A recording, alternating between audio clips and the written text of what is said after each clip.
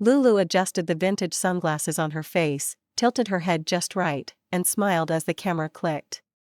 Behind her, the wall had been painted with pastel wings, the kind influencers flocked to in the city.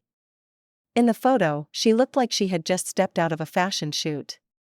In reality, the wings were on a back alley wall 2 blocks from her small, cluttered apartment. She had borrowed the sunglasses from her cousin and the purse from her neighbor's sister. But none of that would show on Instagram. At home, her room was dim and cramped. Clothes were stacked in uneven piles, the Wi-Fi barely worked, and her phone battery was held together with tape. But when she scrolled through her feed, she saw a different version of herself. She was Lulu Luxe, glamorous, carefree, sipping iced matcha at rooftop cafes, dancing at pool parties she never actually attended. Her captions were witty, her filters flawless. She had just hit 25,000 followers, and the likes kept climbing. No one knew the real Lulu, and that's exactly how she wanted it.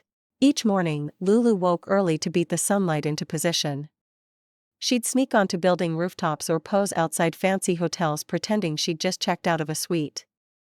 Her phone gallery was full of dozens of takes just to get the one image that felt right. Then came the editing, brightness up, shadows softened, skin smooth, colors just a bit more saturated. It was exhausting, but it worked. She kept a schedule. Mondays were for motivational quotes with pictures of her in yoga poses, even though she had only done yoga once in her life. Wednesdays featured skincare routines with products she couldn't afford but had snapped in a store aisle.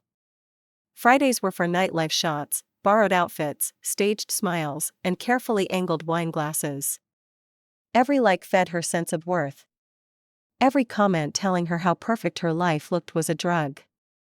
She was addicted to the illusion. Her mother, Auntie F, had long given up trying to understand her daughter's obsession. "You want to be rich in pictures while we eat beans and rice every night," she often grumbled. Lulu would roll her eyes and escape to her room. What did her mother know about influence and followers? But sometimes, Lulu wondered too. Bills kept piling up. The electricity went off more often than not, and they owed 2 months' rent. She worked weekends at a nail salon, where she scrubbed strangers' feet and smiled like it didn't kill her inside. The money was never enough, but she kept the job because it gave her time to snap spa selfies during breaks. No one had to know the truth. No one except her best friend Simi, who had started to worry that Lulu was losing herself in the lies. It happened on a Wednesday. Lulu posted a photo of herself standing on a balcony in a flowing pink dress, city lights twinkling behind her.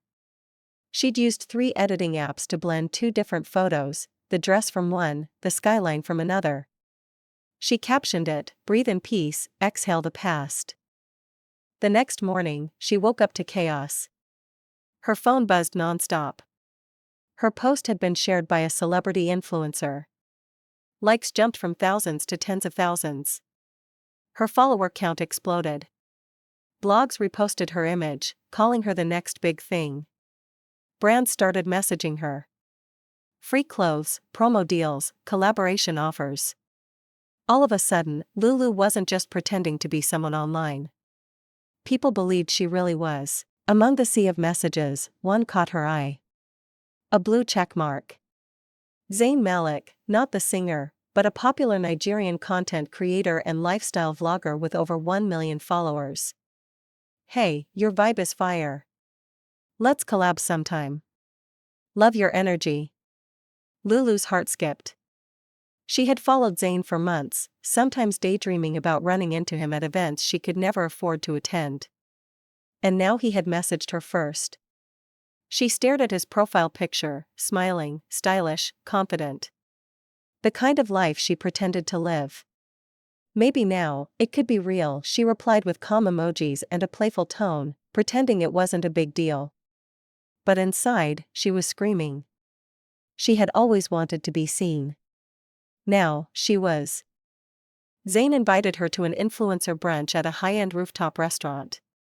Lulu had never been inside a place so expensive. She panicked at first. What would she wear? How would she pay for transportation? Luckily, one of the makeup brands that messaged her had offered free samples and even a voucher for an outfit if she posted a story tagging them. She put together a stunning look. At the event, everything sparkled: crystal glasses, polished smiles, perfect people. Zayn greeted her with a hug and introduced her as the girl who broke the internet last week. Her cheeks burned, but she played along. She took photos with everyone, laughed at jokes she didn't understand, and posed like she belonged. And yet, in the back of her mind, a small voice whispered, "This is not your world." Back home, reality hit hard. Auntie F had sold their old TV to buy food. The landlord left a final notice under the door. Lulu's younger brother, Taupe, asked if he could skip school to help at a car wash. She snapped at him, overwhelmed. Later, guilt consumed her. She had the chance now to change things. But instead of helping her family, she was using freebies to dress up and sip fancy drinks. She told herself she needed to keep growing her platform first. One big brand deal, and they'd be okay. Just one. Simi called her out. "You're living a lie, Lulu. It's getting dangerous. People think you're rich, famous. What if someone finds out the truth?" Lulu brushed it off. Everyone fakes a little online. Simi wasn't convinced. A little is one thing. But you're starting to believe your own lies. When was the last time you posted something real? Lulu couldn't answer. Because the truth was, she didn't remember. 2 weeks after the viral post, Lulu received an email that nearly made her scream out loud. A luxury clothing brand wanted her to be the face of their new youth campaign. They offered a paid deal, photo shoots, and exposure. Lulu danced around the room, tears in her eyes. This was it, the big break she had been waiting for. But they wanted her to come to Lagos for the shoot. Travel, lodging, and styling would be covered. It sounded too good to be true. Auntie F was skeptical, warning her not to get caught up in scams. But Zayn confirmed the brand was legit. He even promised to show her around while she was in the city. Her double life was becoming very real, and very risky. Arriving in Lagos felt like entering a different universe. Skyscrapers, designer boutiques, cafes that looked like Pinterest boards. The hotel room had more space than her entire apartment back home. Lulu stared at her reflection in the marble bathroom, wondering if this was a dream. The shoot went better than expected. The photographers loved her. The stylist called her a natural. Her follower count climbed to 75,000 in 2 days. Zayn took her to rooftop lounges and fashion events. She posted constantly, soaking in the attention. But every time she smiled for the camera, she felt something gnawing at her. A fear that it could all vanish if someone saw the cracks. When the campaign launched, Lulu's face was everywhere: billboards, digital ads, trending hashtags. The fame she craved had arrived.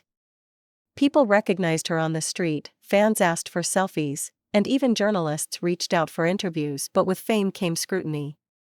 A fashion blog published an article praising her aesthetic but questioned her background. No one could find information about her early life. No interviews with her family. Her school records were vague. Commenters started speculating. Lulu ignored it. She told herself she had nothing to hide. But deep down, she knew the truth was catching up. Lulu returned home to silence. Simi wasn't answering calls or messages. When Lulu finally visited her, Simi barely opened the door. "I can't watch you pretend anymore," she said quietly. "You should be happy for me," Lulu argued. "I'm finally making it." "At what cost?" Simi replied, "I sad. You used to be the most honest person I knew." Lulu left angry. But later that night, alone in her room, her anger turned into tears. Simi was right. She had lost herself in the illusion. But how could she go back now? A major lifestyle magazine wanted to feature her. It was her biggest opportunity yet. But the journalist, Zara Akinyi, was known for tough questions. Lulu prepared answers, practiced her accent, and even made up stories about her childhood. The interview started smoothly. But midway, Zara leaned in. Lulu, who were you before Instagram? Lulu froze. She mumbled something vague. Zara smiled politely, but Lulu knew she wasn't convinced. That question haunted her even after the interview ended. Zayn noticed her change. "You're not sleeping well," he said one night. "What's going on?" "Just busy," Lulu lied. But Zayn wasn't fooled. "You know I like you, right? You don't have to be perfect with me." She wanted to believe him. But how could she tell him the truth when her entire brand was built on a lie? If he found out, would he still like her? Would anyone? Lulu's account was hacked. Overnight, all her posts disappeared. Her bio was changed to "Fake Queen Exposed." Screenshots of her real home, a picture of her in her salon uniform, and even a voice recording arguing with her mother were leaked. It was digital carnage. Followers dropped. Brands pulled out. Memes were made. Blogs called her a fraud. Her phone rang nonstop with journalists asking for comments. For the first time, Lulu wanted to disappear. Zayn called, furious. "Why didn't you tell me?" "I was scared," she whispered. "You lied to everyone. Including me." He hung up.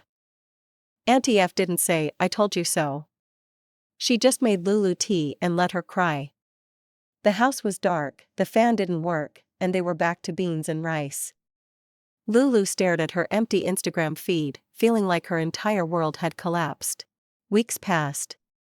She avoided social media. The hate died down, replaced by silence. She volunteered at a local youth center to stay busy. One day, a girl approached her. "You're Lulu Luxe, right?"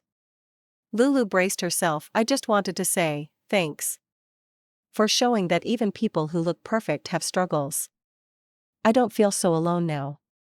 Lulu smiled, her first genuine one in weeks. Slowly, she started a new account, just Lulu. No Lux, no filters, no lies. She posted about her life, real life. The salon, her family, her story. Not many followers, but real ones. One day, Zayn commented, "Proud of you." She didn't expect that. Maybe she didn't need millions of followers to matter.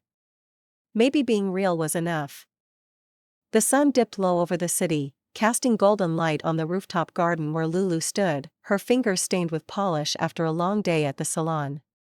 She had just finished recording a video for her Just Lulu followers, a raw, honest chat about healing, growth, and why losing everything was the best thing that ever happened to her. Life was quiet now. And real. Her account was modest but loyal, filled with girls who didn't want illusions, they wanted truth. Lulu gave them that, and still, some days, she wondered what became of Zayn. They hadn't spoken much after his "proud of you" comment. He was still Zayn Malik, the wildly popular, sharp-witted vlogger who could make boiled rice go viral, but she had given up hoping for more. She figured she didn't deserve someone like him. Not after the lie. Not after everything. Until one afternoon, her phone buzzed. "Zayn, you free tomorrow evening? Wear something you feel like yourself in." She stared at the message for a full minute before replying, "Lulu, always am these days." The next evening, she arrived at a small private rooftop space in Lagos. No cameras, no influencers, no glitter. Just fairy lights, a table set for two, and Zayn, wearing a simple black shirt and a smile that made her stomach flip. "You look," he paused, grinning, "like you." She laughed. "Good. Because that's all I've got." Dinner was soft conversation, clinking glasses, and music playing low from his phone. He didn't bring up her past. He didn't ask about followers. He asked how Taupe was doing, what her dreams looked like now, and if she still woke up before sunrise to chase the light. "Not anymore," she said. "Now the light comes to me." Zayn reached across the table. "Lulu. I know your story. And I saw you at your worst. But you showed up again anyway. That's the kind of person I want beside me. For real." He stood. "I don't want perfect. I want real. And if you're willing."